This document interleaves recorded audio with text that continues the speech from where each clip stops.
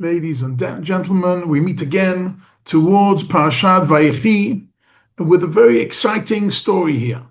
But first we have to understand the word Vayechi. It comes from the word Chai, alive. We've met this word a few times. And let's start the story in the beginning, which is Yosef is the apple of the eye of Yaakov. And the minute he loses Yosef, he is mourning. He's in a situation that he feels dead. He feels a zombie. He's a living dead person. And for all those 22 years, he's depressed and therefore doesn't get any nevuah, any type of prophecy. And he's depressed. But the moment he hears that Yosef is alive, the brothers come and tell him in last week's Parsha, Od Yosef Chai, he is still alive. Yaakov doesn't believe them. Only after he sees the wagons, and Rashi explains a special symbolism there that to tell Yaakov that Yosef is still Jewish, and even though he's 17 years in a non-Jewish world, he has not assimilated. And then he gets excited. Od Yosef b'ni chai. I see my son is still alive, spiritually alive, and physically alive. I'm going to go and see him before I die. What's mean before I die? Well, that is our parsha. That is exactly our parsha. Vayechi Yaakov. These are the years that Yaakov was alive.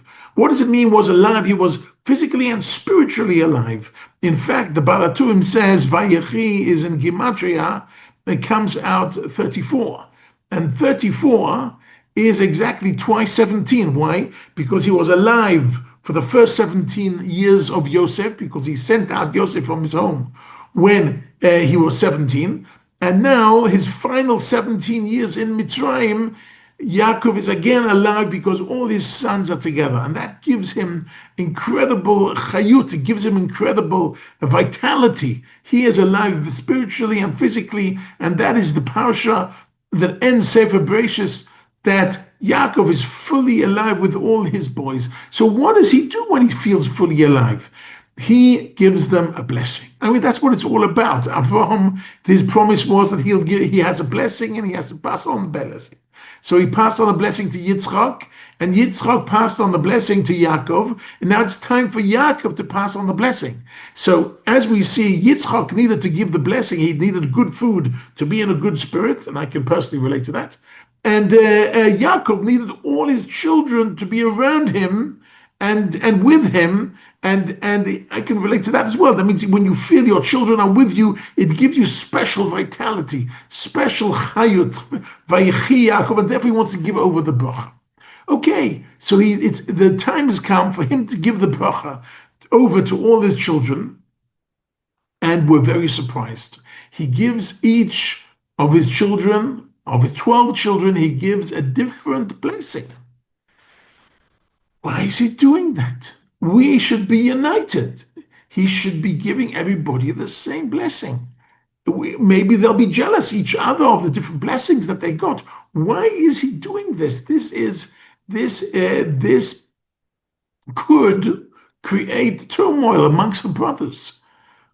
What's really happening? So the Maharal, the Malbim, who is Rav Meir Leibush ben Yechiel Michal Vezer, who was chief rabbi in Bucharest, Romania, mid-19th century, points out something very beautiful. Let's look at the pasuk when he calls them around in order to bless them.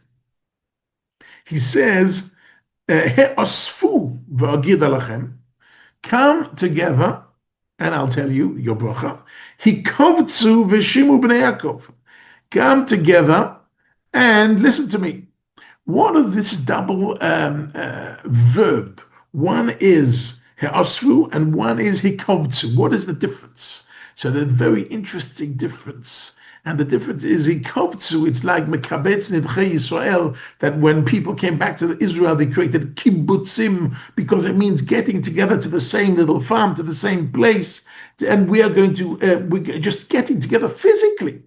Ha'osfu is from the word aseifa, which means a meeting. People meet together because of the same idea, because they've got the same direction. They can have a Zoom meeting, and they're in the different parts of the world, but they're on the same idea. They're on the same page. So Yaakov at that moment wanted all his boys, A, to get together around his bed, and B, to be on the same page. And the Gemara in Psachim, Nun Vav, tells us the story that he wasn't sure, are they all the 12 on the same page? And he was worried. So they said to him, Shema Yisrael, listen, Yisrael, listen to us, our Father, Hashem Elokeinu, Hashem Echad, as you only have one Hashem in your heart, so we only have one Hashem in our heart. And then he answered, Baruch Shem Kvod Machusod Olam Bo'ed, and that is what the Medrash tells us, and that's why we say Baruch Shem Kvod Machusod Olam Bo'ed until today. But the point is, he needed them to be both in the same place and on the same page spiritually. And that gave him inspiration, and he could give the bracha. And he gives, as I said, a different bracha to each one of his sons, and it ends off ish kebechato berachotam. Everybody got his unique blessing. But what does that mean on a deeper level? It means on a deeper level that each tribe has its special blessing, and that's fine. And we're different, and we can respect each other's difference. But we have to all get together in the land of Israel. We have to get together physically in order to do the other side of this coin. We have the side which is getting together physically and getting together spiritually. So we are not all together spiritually. We are all together spiritually as Am Yisrael, and therefore we can relate to things that happen in Sydney, Australia, and we can relate to things that happen in Manchester. We can relate, and we are paying together with what's happening in the land of Israel. We are all one. However, even though physically we're not together, and that is something very important to understand, because there is a difference between achdut, which means united, which means togetherness, and achidut, which means uniformity, which means sameness. We don't have to be the same. We don't all have to be the same. And we don't all have to live in the same moment at the same, but we do have to be focused on the same idea. We all have to be focused on Shema Yisrael, Hashem Elokeinu, Hashem Echad. We all have to be focused on the same belief system. It's interesting to see in the Shulchan Aruch that when we build a shul, it should have 12 windows. Why? Because it says 12 windows, because there are 12. He brings the Zohar that there are 12 windows in Shamayim, in heaven, to accept, because different brachot, because each tribe has its own way of davening. And you know what we have today? This Hasidic bells daven in one way, and Hasidic go in another way, and the Ashkenazim in one way, and the Sfardim another way, and the Yemenites, and it's okay. They're all davening to the same place, because unity does not have to mean uniformity. We are united, but we don't all have to wear the same uniform. And that's a very important message for us nowadays.